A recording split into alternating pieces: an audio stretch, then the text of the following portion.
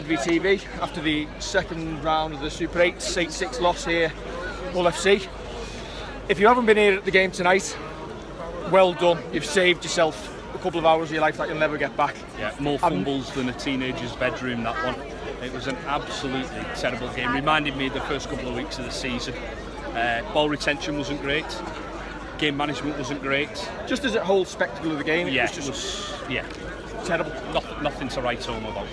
First half, it all started so well. I tried from Grace, ball through the hands. But then after that, did we complete a set again in the first half? The rain was lashing it down, and we were all so confident after last week. Sorry, apologies, what do you think of that? There's not one good player in our squad tonight, I don't think. You could say Morgan Knowles did quite well during the middle, but apart from that, can you name a good player for us tonight? Well, that's it, I agree. When they gave Alex Walmsley man of the match, you wondered if it was because he completed the stock-ons. Yeah. For me, that it was tumbleweeds, wasn't it? It must have been tonight who the sponsors wanted to meet, because I couldn't have picked him out of the match from that. No. I think they've done well picking. Well, to be honest, he did put a couple of good runs in. If we're going to try and pick a couple of positives, he did put a couple of good runs in. More than can be said for some of the forwards who, some of them seem to want to offload and be half-backs or centres rather than be second rowers and props. We tried to play rugby tonight when we shouldn't have done. No, tonight it was up the jumper time. We needed the king tonight, we needed the king. I noticed we brought thinking back. Yeah. Mark Percival, all the criticism he's took over the last few weeks, months, about not passing to his winger. He must have given it up 15 times. Yeah. At the end, though, I have to say, he made that break at the end. He kicked through when he thought he was going to go into touch. He got pulled back. Yeah. Hull player picks up, goes into touch. Play on. And the Hull try, sorry, we have to talk about that Hull try at the end of the first half. Well, I was in the toilet, so you have to tell me. Never in a million years, he bounced it. If I'm wrong when I watch the replays, I will apologise, but there was 3,000 fans in that West End who watched him bounce the ball, and James Child with the best view in the house. What did you make of that personal thing at the end when he kicked it? He got like 25 seconds. Yeah, he pulled back. It should have been a penalty, but James Child, for me, just give up penalising towards the end of that game. And I mean, it was a niggly game because the number of times he's called people out, like he called the captains out to the last call out. He kept bringing players out to have a word with him, and it was a little bit niggly. That's probably because of the conditions and probably frustration at not keeping hold of the ball and not making the possession count. Then again, our territory, what did we do in the second half? I don't remember watching. No, I don't remember highlight. I was saying to my mate Chris there, I don't remember highlight at all in that second half. Hull won that game this evening by coming out in the second half and just not dropping the ball. Yeah, completion, game management, that's and simply retention. Yeah. When you got a goal kick like Sneed and you're that's it. Well, that's it. We had a chance to go for two. We got a penalty. All right, it was quite close to the touchline, and I think Hull would have gone for that. And I'm not sure whether. I mean, Percival's kicked one off the sidelines. I suppose it's a little bit muddled. That tonight was like you're going to find at the end of September, October for me. That's your semi-final. These should all be semi-final games. So why aren't we taking the two? Why aren't we just trying to make the scoreboard tick over? We're not looking back in hindsight. Every first half, you could see the way the game was going. It was going to be ridiculously tight. Yeah. I'd have dropped the goal before half time. Just give yourself the lead and something to build on. Get the ball back as well. Is that possibly the naivety of having Danny Richardson? I'm not having a go at Richardson here. Is it the naivety of having someone who hasn't experienced that, and he might take away from this game? Maybe we should have set up. Maybe we should have rolled through the forwards, and that's part of his learning process. And I'm glad. I'd rather he's learning for us than going. Made the mistakes away. with us. Yeah. Now, I agree. The side we put out this evening, it was the same 17 who did so well at Cass. So this is looking back in hindsight. Was it the right choice? Beforehand, you would have said, yeah, everybody deserved the place. But did we need an extra back on the bench tonight? Would it have been better to have an extra forward in them conditions? Possibly so. Hindsight's a wonderful thing, isn't it? That is the issue, isn't it? I know Justin Oldbrook said he's going to try and go with a back most weeks. Yeah. It just seemed that we took Richardson off after 50 minutes and put Smith on, and it was like, was it change for change's sake because he was there and we had to use him? Was that a performance thing from Richardson? I don't think Richardson did too bad. I didn't think he did anything wrong. You wonder whether they have a little look at things, and maybe if they're going to do the forward thing and bring her back on, why not put Farge into 9 and Roby to 13?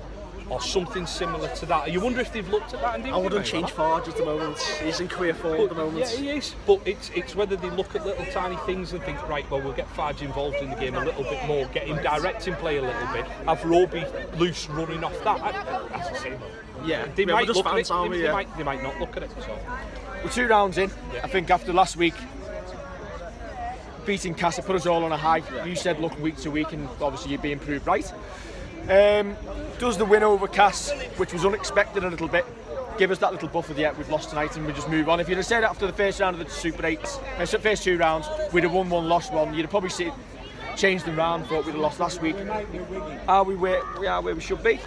Nothing's changed for me. I think, as you say, the Castleford win was a bonus. I didn't expect to go there and get a win. All right, yeah, we should be winning our home games. They should be the 3, and then look at an away game or 2, especially the likes of those who are going to be in and around. So like your Wakefield. You've got to be beating them. Nothing changes for me. I don't care about going for second. You look at going for 4th. That's all you need. Does home advantage count for anything in this league at the minute? For us, we've had a brilliant home record this year. Wakefield have been good. We've been good at home. That's the first time we've lost in 5 months. Wakefield have been traditionally good at home. Got battered by Leeds. We went to Cass, who haven't lost since last July. Beat them. So is it just a case of being in that 4 and make sure you perform in the semi-final? Yeah, that's it. I agree. Yeah. I think the performance is key. The worrying thing for me would be if we did get to 4th.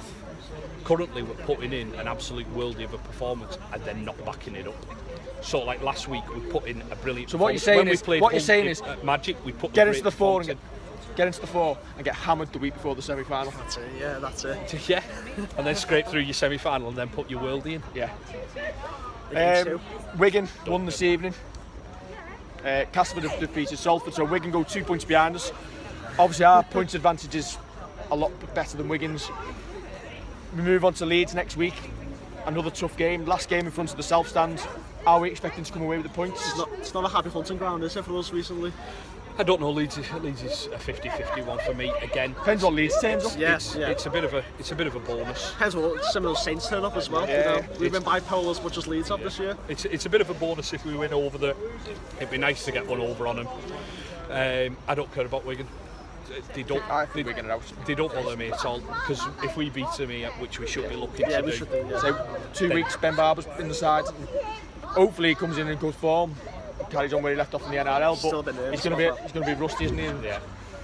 He'll be obviously getting tagged in the first couple of weeks. As long as he doesn't start rocking and mauling. What do you look at the side next week? Now, I'm not calling him out at all, because I think he's been good for the last few months. Louis McCarthy-Scarsbrook tonight, he was used as one of the props. I thought it was a waste. I don't think he's a prop. If he's going to be in the side, you have him as one of your second rowers. I think next week, sorry, somebody rung us. So to cut the video off, so I'm going to have to splice this up. You know, from the jump. That's right. So Louis McCarthy-Scarsbrook, I don't think he should lose his place in the squad, but I don't think you use him as one of the props. I think you put him in maybe the second row and bring Lees, or you bring Matty Lees in, or if Douglas is fit, you bring him in. Yeah, I wouldn't drop Louis at the minute. I think he is playing well. I don't know how many minutes we got out of him tonight. I mean, that's a coach's thing, how many minutes he plays. It's not his decision. But you just wonder whether he was the right option there, or whether he is better being a fast second rower who can run good angles, run that's good how I lines play and keep him there. I've got no issues with Leeds playing next week. Like I said, Leeds haven't got a great pack at all, have they? There's nothing to fear with Leeds next week, I don't think. Then you're only an injury or so away from him playing anyway, so he's highly thought of as well, Matty Leeds, if I've been told as well. Yeah. So, you know what? No issues with it. Right, exciting. We went from last week thinking we're going to win the league. You thought we were going to win the league. So this week, hoping we finish in the 4. But tonight was one of those nights. It was the wrong weather for it. We'll learn lessons. And if you stayed at home and you watched the footy, you've probably done yourself a service tonight. It's a 4-3 full time. 4-3 in the brilliant, footy. Yeah, you said that, yeah. Right, so like, share and subscribe, and we'll see you after Leeds on Redvee TV. See you later.